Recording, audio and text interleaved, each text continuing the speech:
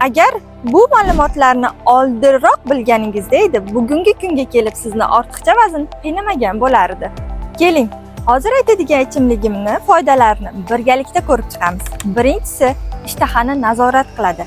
Agar bu ichimlikni ovqatdan oldin iste'mol qiladigan bo'lsangiz, ortiqcha ovqat yeb qo'yishingizni oldini oladi. Metabolizmni faollashtiradi. Tongda ichadigan bo'lsangiz, metabolizmingizni faollashtirib beradi, ichaklar faoliyatini yaxshilaydi, qabziyatni oldini oladi. Uchinchi foydasi, suvsizlanishdan asraydi. Ko'pchilik suvsizlanish va ochlikni adashtirib qo'yishadi. Birinchi, bu ichimlikni ichib, keyin ovqatlanadigan bo'lsangiz, organizm sizga rahmat aytadi. Ayniqsa, yozda juda ham foydali. Bu ichimlikni tez-tez ichib turadigan bo'lsangiz, sizga tetiklik bag'ishlaydi. Beshinchi va so'nggi foydasi esa teri va yuzingizni tiniqlashtiradi. Detoks effektini beradi. Organizmdan shlaklarni, shishlarni haydaydi. Terini toza va sog'lom qilishini kafolatlaydi. Bu ichimligimiz esa limonli suv.